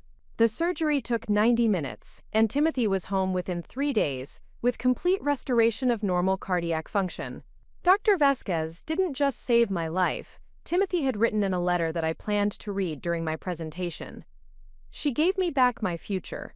I'm coaching Little League Baseball again, hiking with my grandchildren, and living without the constant fear that my heart might stop at any moment. The second case was Maria Gonzalez, a 34-year-old mother of twins who had developed postpartum cardiomyopathy, a condition that had left her heart functioning at only 25% of normal capacity. Traditional treatment offered medications that might slow the deterioration, but no possibility of restoration. Our innovative approach had used stem cell therapy combined with precision surgery to completely regenerate Maria's damaged heart muscle. 6 months after treatment, her cardiac function had returned to 95% of normal, and she was able to care for her children without limitations. I went from planning my funeral to planning my children's futures, Maria had told a medical journalist. Dr. Vasquez didn't just treat my condition, she gave me back my life as a mother. The third case was the most dramatic. David Park, a 16-year-old high school athlete who had suffered massive cardiac trauma in a car accident. The damage was so extensive that 3 emergency rooms had declared him unsavable before he was transported to our center. Using techniques that had never been attempted for trauma of this magnitude, We had spent 12 hours rebuilding David's heart while maintaining his circulation through advanced perfusion technology. The surgery required innovations that we developed in real time, adapting our approaches to address injuries that textbooks said were incompatible with survival. David had not only survived but returned to competitive athletics, with cardiac function superior to his pre-accident baseline. His case had redefined what was possible in trauma surgery and demonstrated that innovation could overcome obstacles that traditional medicine considered insurmountable. Beyond case studies and outcome data, I planned to use the conference presentation to demonstrate the advanced technology that made our surgical innovations possible. Working with our biomedical engineering team, we created a portable simulation system that could show conference attendees exactly how our techniques differed from traditional approaches. The centerpiece was a high-resolution 3D cardiac model that could simulate any type of heart surgery in real time. Conference attendees would be able to watch side-by-side comparisons of traditional versus innovative surgical approaches, seeing precisely why our methods achieved superior results. "Elena, this demonstration system is going to blow their minds," Sarah Martinez observed as we tested the equipment. "They'll be able to see millimeter by millimeter how your techniques minimize tissue trauma, reduce surgical time, and optimize healing." Quote, "The technology demonstration would serve two purposes. It would provide concrete visual evidence of our surgical superiority, and it would prove that our innovations weren't just experimental procedures, but systematic improvements based on advanced medical technology." One of the most important aspects of my conference presentation would be unveiling our comprehensive training protocol that could teach innovative surgical techniques to cardiac surgeons worldwide. Rather than keeping our methods proprietary, we had developed educational programs that could transform surgical practice at any institution willing to embrace change. Our training protocol included virtual reality simulation systems that allowed surgeons to practice innovative techniques without patient risk, comprehensive video libraries documenting every aspect of advanced cardiac procedures, mentorship programs that paired innovative surgeons with traditional practitioners seeking to upgrade their skills, outcome tracking systems that demonstrated improvement in surgical results as surgeons adopted new techniques. "We're not just proving that better surgery is possible," I explained to our training team. "We're providing a roadmap that any surgeon can follow to achieve superior patient outcomes." The training protocol would address the primary objection to surgical innovation, the concern that new techniques were too complex or risky for widespread adoption. By demonstrating that our methods could be taught systematically and implemented safely, we would remove the last excuse for continuing with inferior traditional approaches. Perhaps the most compelling argument for surgical innovation was the economic data showing that our techniques were not only medically superior but financially advantageous for hospitals, insurance companies, and patients. Working with health economics researchers, we had compiled comprehensive cost-benefit analyses that proved innovative surgery was good business as well as good medicine. Traditional cardiac surgery at Metropolitan General averaged $127,000 per procedure when all costs were included: surgical fees, hospital stay, complications, rehabilitation, and long-term care. Our innovative approaches averaged $78,000 per procedure, with significantly better outcomes and patient satisfaction. "Elena, the economic argument is going to be impossible for hospital administrators to ignore," observed Dr. Lisa Chen during one of our preparation meetings. "You're showing that innovation doesn't just save lives, it saves money while improving every measurable outcome." The economic data would be particularly powerful because it addressed concerns that innovative surgery was expensive experimental medicine that only wealthy patients could afford. Instead, we could prove that our techniques made excellent cardiac care more accessible by reducing costs while improving results. The conference presentation would conclude with our vision for transforming cardiac surgery worldwide through systematic dissemination of innovative techniques. We had already established partnerships with medical centers in 23 countries, training programs that were producing innovative surgeons on every continent, and research collaborations that were accelerating the development of next-generation surgical technology. Our global impact plan included mobile surgical teams that could bring innovative techniques to underserved regions, telemedicine programs that connected rural hospitals with expert surgical guidance, medical mission initiatives that provided advanced cardiac care in developing countries, international fellowship programs that train surgeons from emerging economies. "We're not just changing how surgery is performed in America," I plan to tell the conference audience. We're creating a model that can bring world-class cardiac care to every patient who needs it, regardless of geography or economic circumstances. The global vision would demonstrate that surgical innovation wasn't about personal achievement or institutional prestige. It was about fulfilling medicine's fundamental obligation to heal patients and save lives. While the bulk of my presentation would focus on positive evidence for surgical innovation, I also prepared to address the inevitable attacks from traditionalists who would attempt to discredit our work. I knew that Dr. Blake and his supporters would raise concerns about patient safety, regulatory approval, and the risks of adopting unproven techniques. My strategy was to address these objections directly with overwhelming evidence rather than defensive arguments. Every concern they raised had been anticipated and answered, with comprehensive data that proved innovative surgery was safer, more effective, and more reliable than traditional approaches.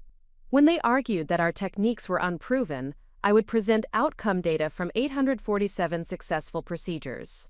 When they claimed that innovation was risky, I would show complication rates 72% lower than traditional surgery. When they suggested that new techniques were too complex for widespread adoption, I would demonstrate training programs that had already successfully taught our methods to surgeons around the world. Elena, you need to be prepared for them to get personal, warned Dr. Alexandra Petrov during one of our strategy sessions. When they can't attack your data, they'll attack your credibility, your motives, and your right to challenge established medical practice. Let them, I replied. Personal attacks are what people resort to when they can't argue with facts. If they want to make this about personalities instead of patient outcomes, they'll only prove that they care more about protecting their egos than improving medical care. Understanding that the conference presentation would extend far beyond the surgical community, we developed a comprehensive media strategy to ensure that our message reached patients, families, and healthcare advocates who could drive demand for innovative surgical approaches. We prepared press releases highlighting our most dramatic patient success stories, arranged interviews with leading medical journalists, and created social media campaigns that would allow patients to share their experiences with innovative versus traditional cardiac surgery. The medical establishment might resist change, observed Jennifer Kim, who was coordinating our media outreach. But patients and families won't accept inferior care once they understand that better options are available. The media strategy would create public pressure for hospitals to adopt innovative techniques and make it politically impossible for administrators to continue supporting surgeons who refuse to embrace superior methods. As the conference date approached, I reflected on the personal journey that had brought me to this moment. 5 years earlier, I had been fighting to save individual patients despite institutional resistance. Now I was preparing to present evidence that could save thousands of patients by transforming how cardiac surgery was practiced worldwide. The stakes were enormous, but so was the opportunity. Success would validate everything I had worked for and provide a platform for spreading innovative techniques throughout the medical community. More importantly, it would prove that excellence could triumph over politics, that merit mattered more than tradition, and that the future belonged to those who dared to imagine better ways of healing. But I also knew that failure would be seized upon by traditionalists as proof that innovation was dangerous and that institutional conservatism was justified. One poorly received presentation could set back surgical progress by decades and condemn thousands of patients to unnecessary suffering. Standing in my office, looking out at the Chicago skyline, where I had once cleaned floors as a janitor and now directed revolutionary surgical programs, I felt the weight of responsibility that comes with the power to change the world. In 4 weeks, I would be standing on the most important stage of my medical career, presenting evidence that could transform how cardiac surgery was practiced worldwide. The medical establishment would be watching, the media would be listening, and the future of surgical innovation would be decided by how effectively I could prove that excellence always finds a way to reveal itself. I had spent 5 years preparing for this moment. I had assembled irrefutable evidence, developed revolutionary techniques, and trained a new generation of innovative surgeons. I had saved hundreds of lives and proved that better medicine was possible when artificial constraints were removed. Now it was time to convince the world. Preparation had taught me that the most powerful presentations aren't about persuasion. They're about demonstration. I wouldn't be asking the medical establishment to trust my theories or believe my promises. I would be showing them proof that innovation could deliver results traditional surgery could never achieve. In 4 weeks, every surgeon in that audience would be forced to choose between protecting their comfortable traditions and embracing evidence that could transform patient care. I knew which choice conscience demanded, and I was ready to make that choice impossible to avoid. The stage was set for the most important medical presentation of my generation. The evidence was overwhelming. And for the first time in my career, I would be speaking from a position of absolute strength. 2 weeks before the American College of Surgeons conference, an event occurred that would fundamentally change the dynamics of my upcoming presentation. It began with a phone call at 3:47 a.m. on a Tuesday morning, the kind of call that every surgeon dreads and every innovator secretly hopes for. Dr. Vasquez, this is Dr. Robert Chang from UCLA Medical Center. The voice on the other end was strained with exhaustion and desperation. We have a situation here that's beyond anything our team has encountered. We need your expertise immediately.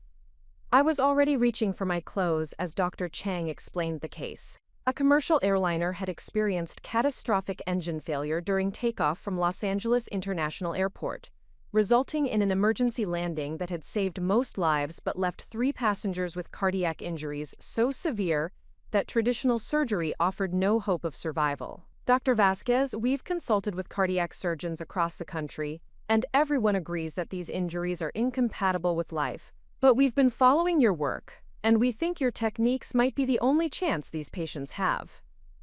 The situation was unprecedented. 3 separate patients, each with different types of massive cardiac trauma, all requiring immediate surgery that had never been attempted before. More importantly, the entire medical community would be watching to see whether innovative techniques could save lives that traditional surgery had written off as hopeless. Within 6 hours, I was on a plane to Los Angeles with Alexandra Petrov and Sarah Martinez, carrying portable surgical equipment that could support techniques UCLA had never seen before. But what made this case truly extraordinary was the unprecedented collaboration it sparked within the medical community. Word had spread throughout cardiac surgery networks that 3 impossible cases were being attempted using revolutionary techniques. Surgeons from around the world requested permission to observe via live video feed, creating an impromptu medical summit that would demonstrate innovative surgery to the largest audience of cardiac specialists ever assembled. Elena, we have over 500 surgeons from 23 countries logged into the observation network, Sarah reported as we prepared for the first surgery. This isn't just emergency medicine, it's the most watched cardiac surgery demonstration in history.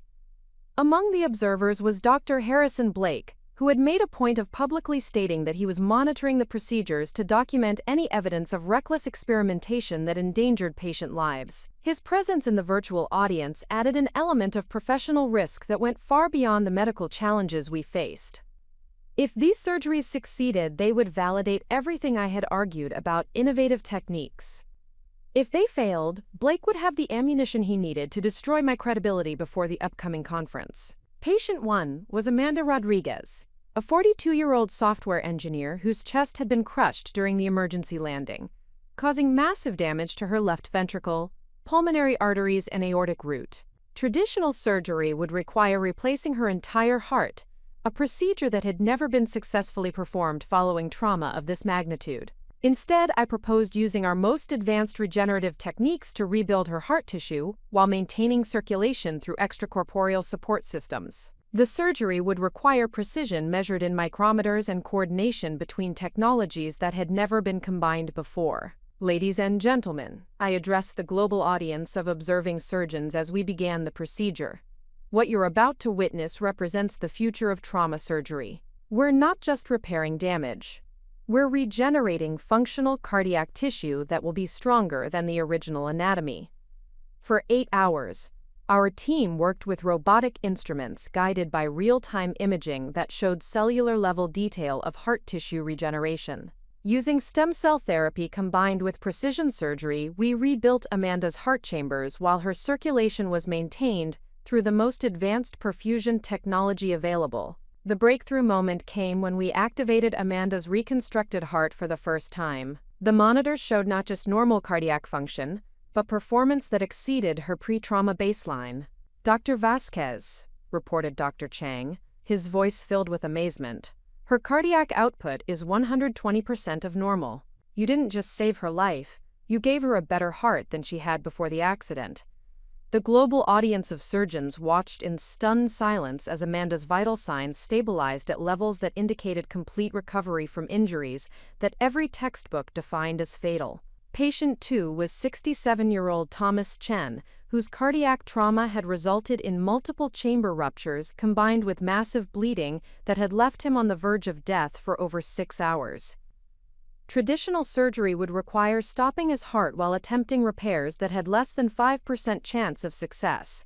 Our approach involved a technique I had been developing in secret: continuous circulation surgery that allowed us to repair his heart while it continued beating. The procedure required inserting micro-robotic instruments through vessels smaller than pencil leads, guided by 3D imaging that updated in real time. The key to this technique, I explained to the observing surgeons, is understanding that the heart is designed to heal itself if we can create the right conditions. Instead of stopping circulation and traumatizing surrounding tissue, we're supporting natural healing while making precise repairs. The surgery took 6 hours and required innovations that we developed in real time to address complications that had never been encountered before. At one point, we had to design new surgical instruments using 3D printing technology to reach areas of Thomas's heart that traditional tools couldn't access.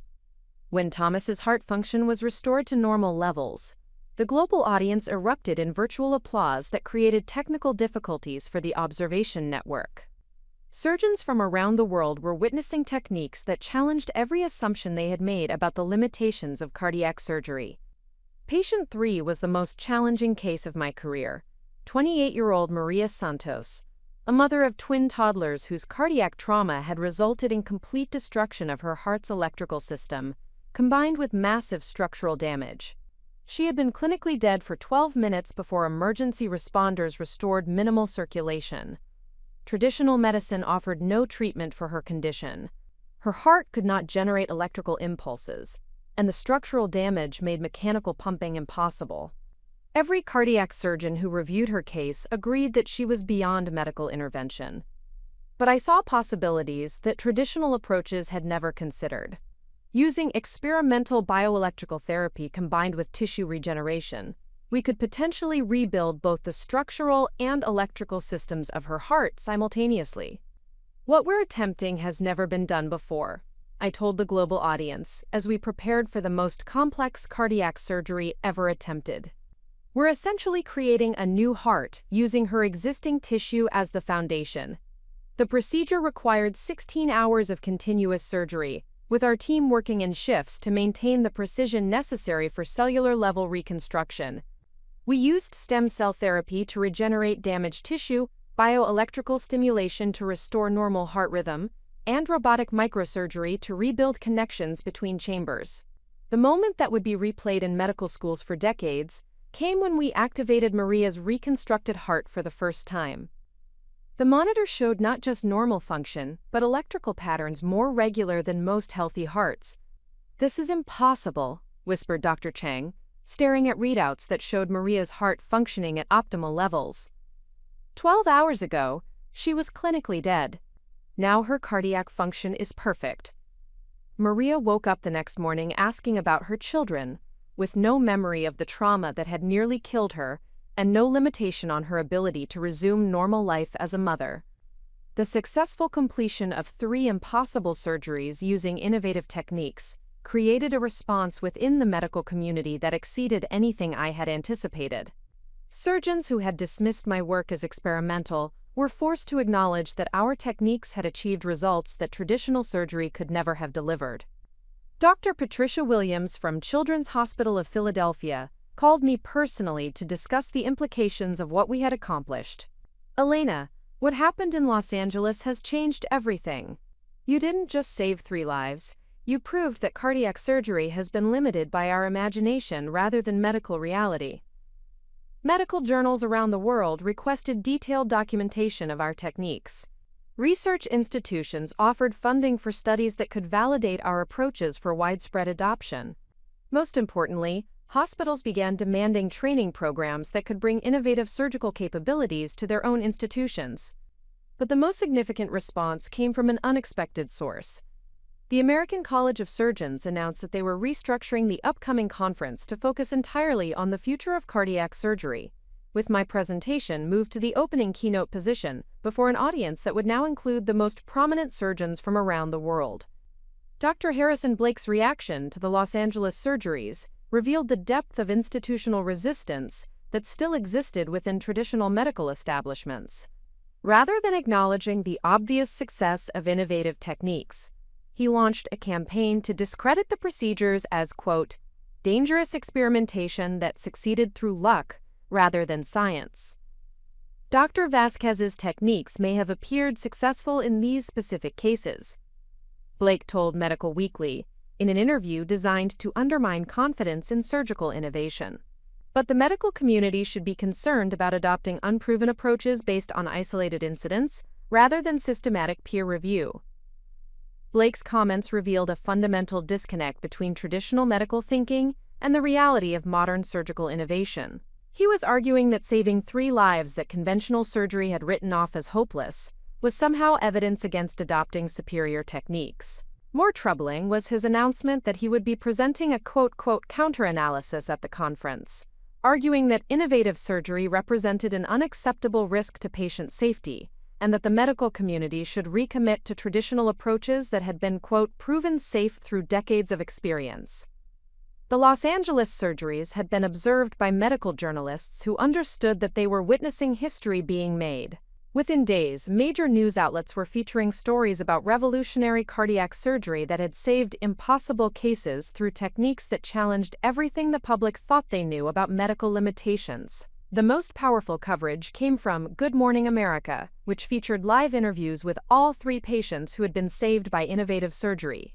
Watching Amanda Rodriguez describe her complete recovery, Thomas Chen demonstrate his return to normal activities, and Maria Santos play with her twin children provided compelling evidence that surgical innovation was about real people rather than abstract medical theories. Dr. Vasquez didn't just give us back our lives, Maria told the national television audience. She proved that medicine doesn't have to accept limitations when better solutions are possible. The media coverage created public awareness of surgical innovation that put pressure on hospitals and insurance companies to demand access to techniques that could deliver superior patient outcomes. Families began asking specific questions about whether their loved ones were receiving innovative care or traditional approaches. Perhaps the most significant development following the Los Angeles surgeries was the emergence of anonymous testimonials from surgeons who had been secretly implementing innovative techniques at their own institutions. These doctors had been afraid to publicly advocate for surgical innovation, but the success of high-profile cases gave them courage to share their own experiences. A cardiac surgeon from Johns Hopkins submitted detailed case studies showing that minimally invasive techniques had reduced complication rates by 60% at their institution. A pediatric heart specialist from Boston Children's Hospital documented cases where innovative approaches had saved children that traditional surgery couldn't help. An emergency surgeon from Trauma Center in Miami provided evidence that advanced techniques had transformed survival rates for cardiac trauma cases. Elena, you've given voice to surgeons who have been practicing innovation in secret for years, observed Drivelees. Lisa Chen as we reviewed the anonymous submissions. These doctors have been achieving superior results but felt unable to share their success because of institutional pressure to conform to traditional approaches. The anonymous evidence created a groundswell of support for surgical innovation that extended far beyond our program at Northwestern. It demonstrated that progressive surgeons throughout the medical community were ready to embrace techniques that could improve patient outcomes if they were given institutional support and professional recognition. The success of the Los Angeles surgeries fundamentally changed the dynamics of the upcoming American College of Surgeons conference. What had been planned as a traditional medical gathering was transformed into a defining moment for the future of cardiac surgery. Conference organizers announced that attendance had increased by 400%, with surgeons from 47 countries requesting permission to observe presentations on surgical innovation. Medical technology companies demanded exhibition space to demonstrate equipment that could support advanced techniques. Research institutions scheduled symposiums to discuss implementation of innovative approaches at their facilities. Most significantly, the conference program was restructured to focus on evidence-based innovation in cardiac surgery, with sessions dedicated to training surgeons in techniques that had been proven superior to traditional approaches. Elena, this isn't just a medical conference anymore, Dr. Michael Brennan explained during a planning call. This has become the most important gathering of cardiac surgeons in history, the moment when our profession decides whether to embrace the future or retreat into the past. Standing in my office 2 weeks before the conference, I reflected on how dramatically the landscape had changed since I first began fighting institutional resistance to surgical innovation. 5 years earlier, I had been struggling to save individual patients despite administrative obstacles. Now I was preparing to address the largest gathering of cardiac surgeons ever assembled, with evidence that could transform how medicine was practiced worldwide. The anonymous testimonials, global media coverage, and unprecedented professional interest had created momentum that made the conference presentation feel less like a defense of innovation and more like a celebration of what surgical excellence could accomplish when artificial constraints were removed. But I also understood that success brought new responsibilities. The medical community was looking to our program for leadership in transforming cardiac surgery, and patients around the world were counting on us to ensure that innovative techniques became available at every institution, rather than remaining limited to specialized centers. The stage was set for the most important medical presentation of my career, but now I would be speaking to an audience that was eager to learn rather than defensive about change. The evidence was overwhelming, the momentum was unstoppable, and the future of cardiac surgery was finally aligned with the interests of patients rather than institutional politics. In 2 weeks, I would prove that excellence always finds a way to reveal itself, even when faced with the most entrenched resistance to change. The Los Angeles surgeries had accomplished something I never could have achieved through arguments or presentations alone. They had demonstrated beyond doubt that innovation could save lives. Traditional surgery had given up for lost. Sometimes the most powerful revolution begins not with confrontation, but with anonymous proof that better ways are possible. In 2 weeks, I would stand before the medical establishment, not as someone asking for permission to innovate, but as someone who had already proven that the future of surgery was too important to be limited by the fears of the past. The revelation was complete. The evidence was undeniable, and the transformation of cardiac surgery was about to begin. The morning before the American College of Surgeons conference officially began, I found myself in an unexpected meeting that would define the next phase of my career. Dr. Elizabeth Morrison, president of the World Health Organization's Surgical Innovation Council, had requested a private breakfast meeting at the St. Francis Hotel in San Francisco to discuss what she termed the future of global cardiac surgery. Dr. Vasquez, she began as we sat overlooking Union Square. The Los Angeles surgeries have created a situation that extends far beyond American medicine. We have calls from health ministers in 34 countries asking how they can implement your techniques in their national healthcare systems. The scope of international interest was staggering. The WHO had compiled requests for surgical innovation training from medical institutions on every continent, representing over 2 billion people who could potentially benefit from access to advanced cardiac care. Elena, we're not just talking about improving surgery in developed countries, Dr. Morrison continued.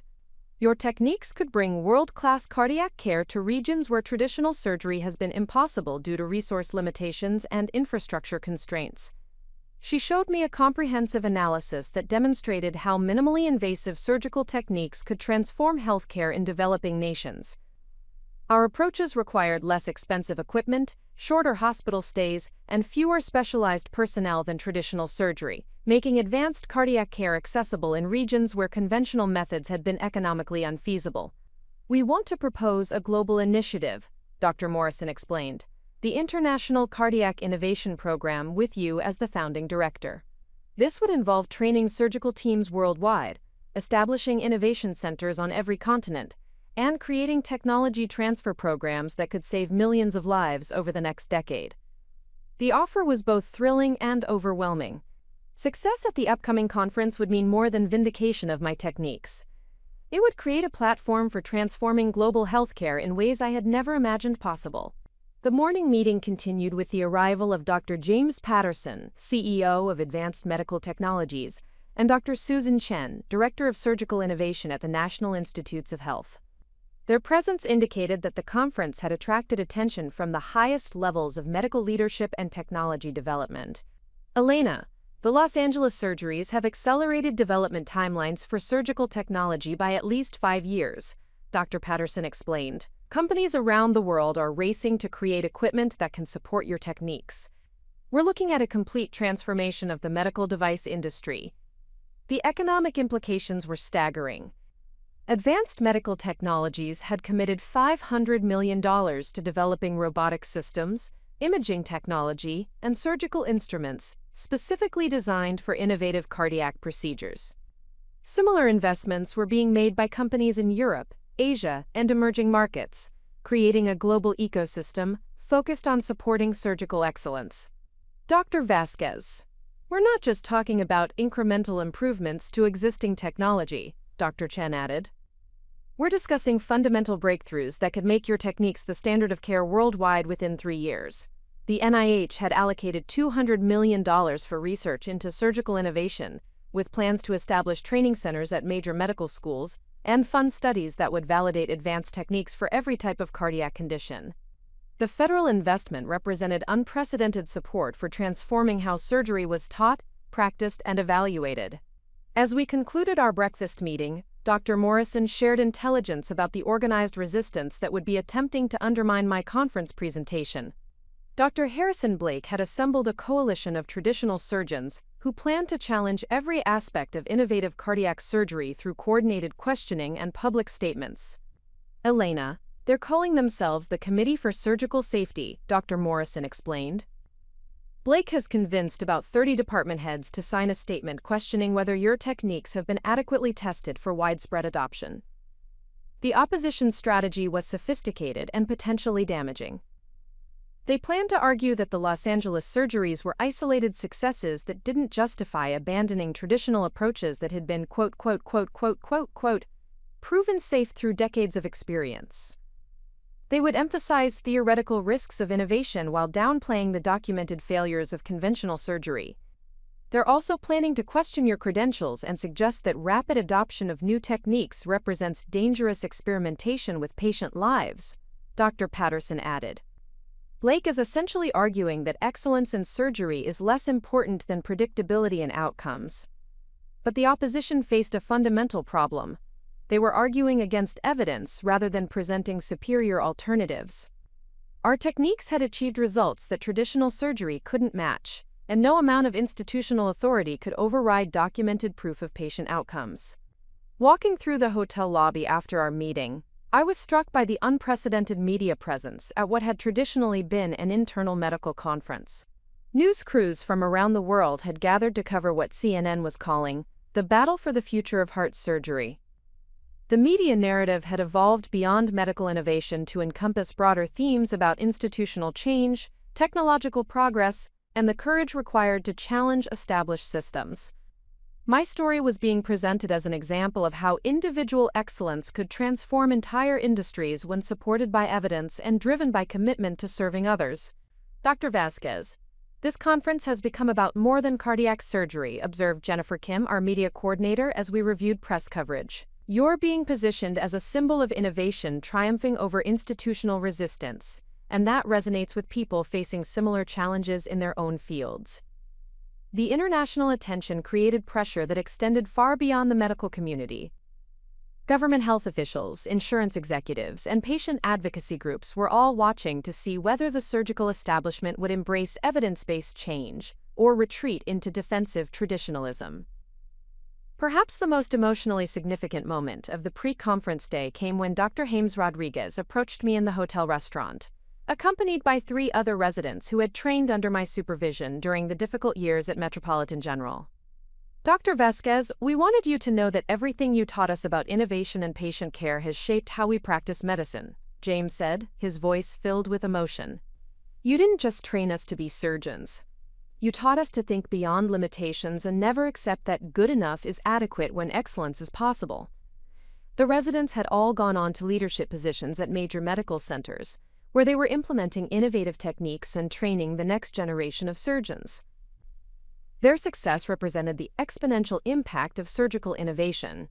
Each surgeon we trained would influence hundreds of others throughout their careers. "Elena, you need to understand the ripple effects of what you've accomplished," added Dr. Maria Santos, who is now Chief of Pediatric Cardiology at Children's Hospital of Philadelphia.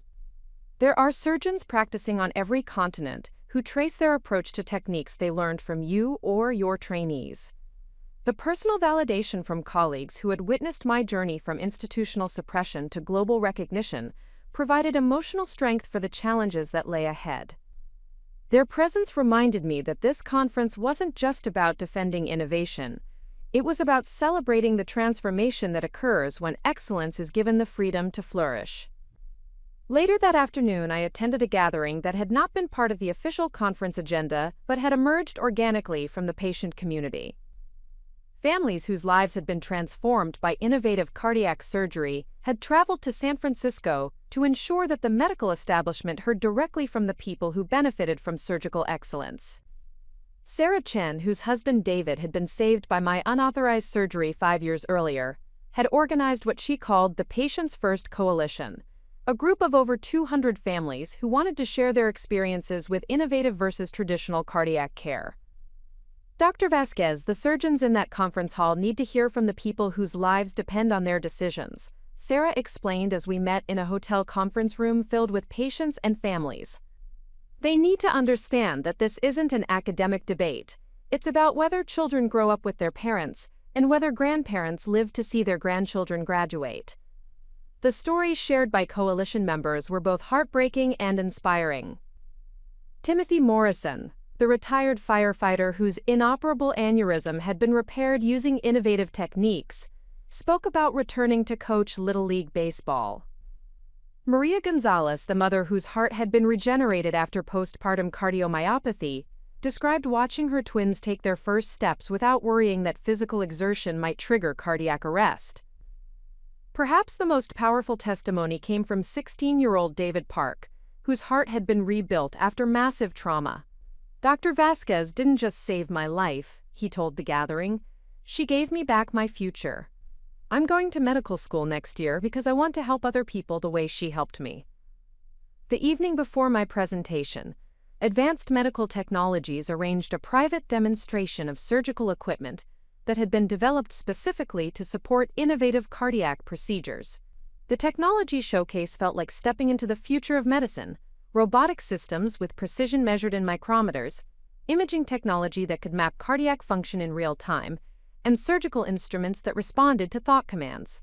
"Elena, this equipment represents everything you've been working toward," Dr. Patterson explained as we toured the demonstration area. "Surgeons using these systems will be able to perform your techniques with precision that exceeds even your current capabilities." The most impressive innovation was a fully integrated surgical suite that combined artificial intelligence, robotic assistance, and advanced imaging to create what engineers called precision surgery beyond human limitations. The system could analyze patient anatomy, plan optimal surgical approaches, and guide procedures with accuracy that eliminated many of the risks associated with traditional surgery. "Dr. Vasquez, within 2 years, this technology will be available at medical centers worldwide," Dr. Chen added. "Your techniques won't just be possible at specialized institutions, they'll be accessible wherever this equipment is installed." The technology preview demonstrated that surgical innovation was entering a new phase where advanced equipment would democratize access to excellent cardiac care. Surgeons wouldn't need decades of specialized training to perform procedures that currently required exceptional skill and experience. As the sun set over San Francisco Bay, I found myself alone in my hotel room, reviewing the presentation that would define the next chapter of cardiac surgery. The evidence was overwhelming, the support was unprecedented, and the momentum was unstoppable. Yet I also understood that tomorrow's presentation would determine whether the medical establishment embraced the future or retreated into institutional defensiveness. Dr. Blake and his supporters would make their last stand during the question period following my keynote address. They would argue that rapid change was dangerous, that traditional approaches were safer, and that the medical community should resist pressure to abandon proven methods for unvalidated innovations. But I also knew that their arguments would ring hollow when presented alongside evidence of superior patient outcomes, global support for surgical innovation, and technology that made excellence accessible rather than exceptional. The phone rang at 9:30 p.m., a call from Dr. Lisa Chen at Northwestern Memorial with news that would add even more significance to tomorrow's presentation. Elena, the American College of Surgeons Selection Committee has made their decision about the Surgeon of the Year award, she told me, her voice filled with excitement. They'll be announcing it immediately after your presentation tomorrow. Did they tell you the result? They said the decision was unanimous, but they want to maintain suspense until the official announcement. Elena, regardless of the award outcome, what you've accomplished has already transformed cardiac surgery forever. As I prepared for sleep, I reflected on the journey that had brought me to this moment. 5 years earlier, I had been fighting to save individual patients despite institutional resistance. Tomorrow, I would be presenting evidence that could transform how cardiac surgery was practiced worldwide. With support from the highest levels of medical leadership and technology development, the stage was set for the most important medical presentation of my career. But now I would be speaking to an audience that was eager to embrace the future rather than defensive about the past. The evidence was overwhelming, the momentum was unstoppable, and the future of cardiac surgery was finally aligned with the interests of patients rather than institutional politics. In 12 hours, I would prove that excellence always finds a way to reveal itself, even when faced with the most entrenched resistance to change. The moment of destiny had arrived, and I was ready to embrace it completely. Up next, you've got 2 more standout stories right on your screen. If this one hit the mark, you won't want to pass these up. Just click and check them out. And don't forget to subscribe and turn on the notification bell so you don't miss any upload from us.